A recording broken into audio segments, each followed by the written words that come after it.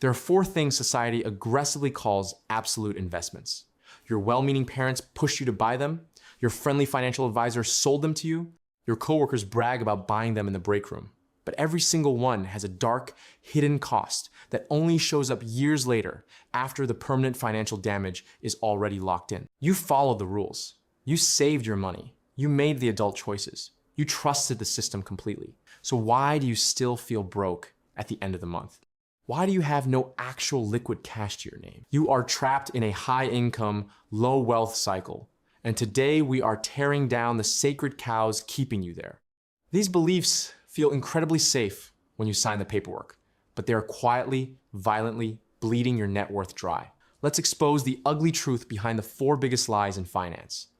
Lie number 1, the home ownership illusion. Let's start with the biggest, most defended pillar of the American dream, the idea that buying a house is always a brilliant financial investment. We hear it endlessly. Renting is just throwing your money away. You're just paying your landlord's mortgage instead of your own.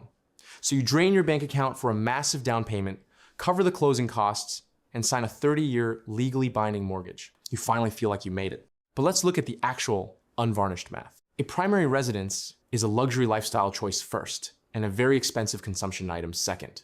Look at the standard amortization schedule. For the first entire decade, you barely touch the principal. You are handing massive, pure interest profits directly to the bank. Then come the phantom costs. Property taxes that go up every year. You never stop paying the government for your own land. A $15,000 roof, an $8,000 HVAC fix, a flooded basement that wipes out your savings, a rotted deck. None of that money builds equity. It just keeps the structure from falling apart and maintains the baseline value of the property. But the absolute biggest hidden cost is opportunity cost. I bought a house in 2019. When I finally ran the full, honest numbers recently, including what that down payment would have compounded to in the stock market, I needed to sit down. The market historically crushes real estate. Sometimes renting and aggressively investing the difference creates vastly more liquid, accessible wealth. Run a real rent versus buy calculator for your specific city. Include every phantom cost. Renting isn't throwing money away, it's buying flexibility and liquid wealth. Don't let society shame you into a heavy mortgage before you've done the math. Lie number 2, the new car trap. Now let's talk about the dangerous trap sitting in your driveway. We justify a new car because we want peace of mind and a warranty. We hate the anxiety of a check engine light. We remember being stranded on the highway once. So we walk into the brightly lit dealership feeling completely reasonable. But the financing office is a predator. They purposely confuse you with monthly payment math to hide the true total cost.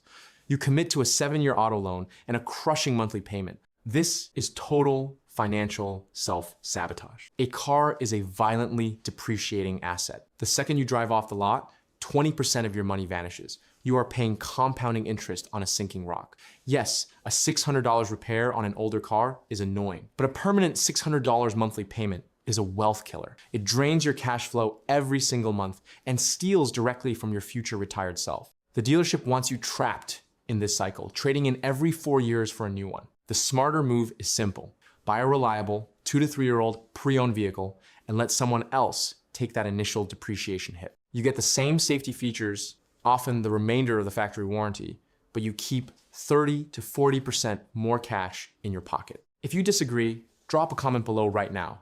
Tell me why your brand new truck is a solid investment. I promise you the math says otherwise every single time. Lie number 3, the whole life Swiss Army knife. While the car industry traps you with payments, the insurance industry traps you with complexity. Whole life insurance is sold as a brilliant investment, the ultimate financial Swiss Army knife. Life insurance combined with a savings account. Be your own bank, they say. It sounds like a secret system for the ultra-rich, but it's a system designed to make the agent rich. They use fear to close a sale, preying on your genuine desire to protect your family. And for the first few years of your policy, your cash value is exactly 0. Every cent you pay goes to the agent's commission, their suits, and their vacations. The real returns on the investment portion are terrible. They rarely keep up with inflation. The monthly premiums are astronomically high. The internal fees are deeply hidden, and the projected returns almost never materialize. You are mixing insurance with investing, and that is always an inefficient idea. Insurance is meant to replace your income temporarily and shield your family from tragedy.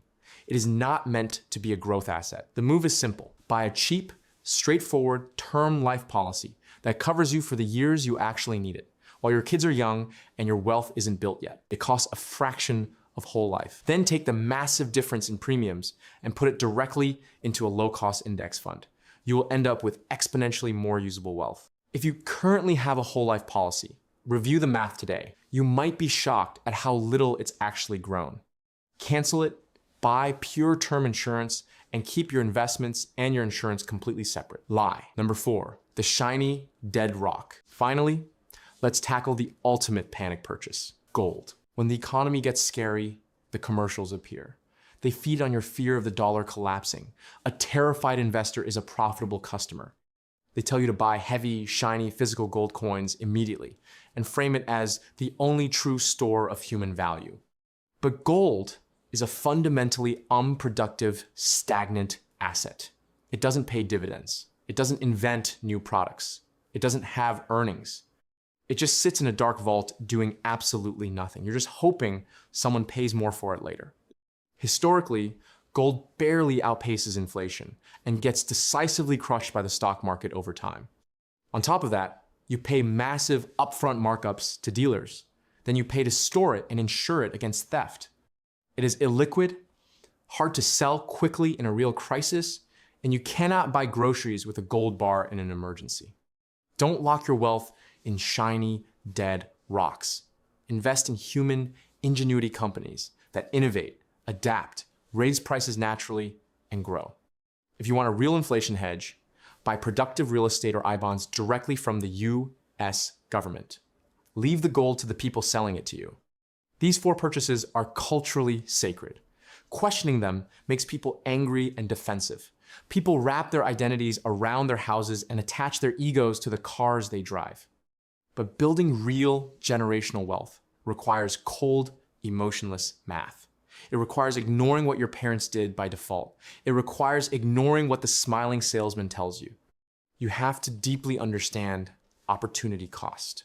Every dollar you sink into a bad asset is a dollar that cannot compound toward your freedom. Every month of a car payment is a month your future self doesn't get that money back. Financial independence is built on making hard, unpopular choices. It's built on rejecting the standard script, the one that keeps you borrowing, buying, and working forever. Do the brutal math yourself before you sign anything. Protect your capital like your life depends on it, because your future actually does. If this video made you rethink even one of these decisions, subscribe and join a growing community of people building real wealth. Drop a comment below. Which of these 4 lies did you believe the longest? Are you still defending the new car? Let's have the debate. And share this with someone who's about to buy a whole life policy. It might be the most valuable thing you do for them today.